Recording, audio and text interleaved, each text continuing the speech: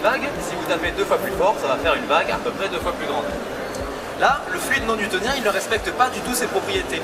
Au contraire, lui, plus on va appliquer de force dans ce fluide, plus il va devenir visqueux, c'est-à-dire plus il va devenir solide. Donc en gros, vous voyez, j'en prends un petit peu dans ma main et je le laisse couler, je lui applique pas de force, bon bah c'est à peu près liquide, c'est un peu une pâte, voilà. Par contre, si j'essaie de taper dessus, il n'y a pas moyen, c'est solide. Instantanément, ça devient solide. En fait, ça, on va casser un petit peu le mythe, c'est de la maïzena. C'est juste de la maïzena et de l'eau avec des proportions assez particulières, assez précises. À peu près 2 tiers de maïzena pour 1 tiers d'eau. En fait, la maïzena est composée de particules... La maïzena est composée de particules qui ressemblent un petit peu à des cheveux. Ce sont des particules très longues, très fines, et qui ont tendance à s'emmêler un petit peu quand on essaie de les brusquer. Mais quand on les prend doucement, l'eau a le temps de couler à l'intérieur, et là on a quelque chose de plutôt liquide. Il existe, donc ça c'est ce qu'on appelle un fluide réo-épaississant. Réo-épaississant parce que donc il s'épaissit, entre guillemets, il devient plus visqueux lorsqu'on lui applique des contraintes, des forces.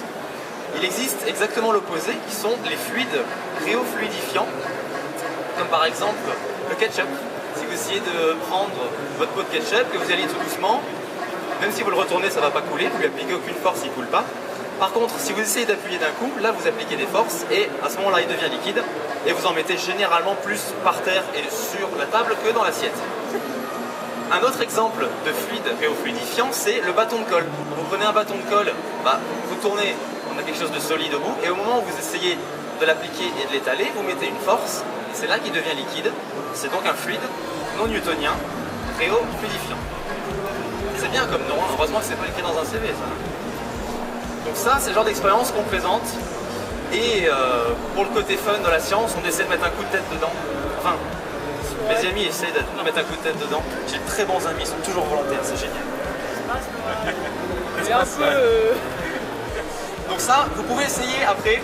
Alors on n'a plus de gants, on n'a plus de quoi s'essuyer, mais il y a un bac d'eau pour nettoyer les mains. Essayez, la sensation est assez curieuse, quoi. On essaie d'y aller. Voilà, regardez, si je mets ma main dedans, il n'y a pas de problème, ça arrive à glisser. Si j'essaie de lever d'un coup, je ne conseille pas de laisser ton appareil photo là, je pars avec. Impossible. Par contre, si je sors tout doucement, là, il n'y a pas de problème. Bien sale. C'est la science, c'est mieux quand c'est ça. Pour une fois, c'est une expérience qu'on dit, faites-le chez vous. C'est rare. Enfin, après, vous vous démerdez si vous avez des parents ou quoi, pour nettoyer, hein, voilà. Parce que si on met le même bordel que vous. Faites-le chez vos amis. Enfin, ce sera encore vos amis. Mais après, quand ils verront l'état de la cuisine, non, ce ne sera plus vos amis. Très certainement. Donc là, on a une deuxième expérience. Une expérience acoustique cette fois-ci, avec du son. Donc, les éléments qu'on a dans cette petite installation. Ici, on a un générateur de signaux, qui est donc un générateur et qui va envoyer un signal sinusoïdal, donc un son en fait. Il va envoyer du son dans le générateur de vibration qui est là. Ce générateur de vibration, c'est exactement comme un haut-parleur, sauf qu'au lieu d'avoir une membrane qui vibre, il a une tige en métal qui se déplace de haut en bas pour donc faire vibrer ce qu'on lui fixe.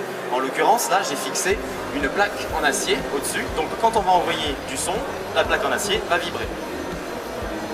Cette plaque en acier, au-dessus, on a mis du sel. Voilà. Ça a l'air super. Bon, là, voilà, elle vibre assez aiguë, il ne se passe rien. Hein, vous n'avez rien vu, oubliez ce que vous avez vu à l'instant. Il ne se passe rien.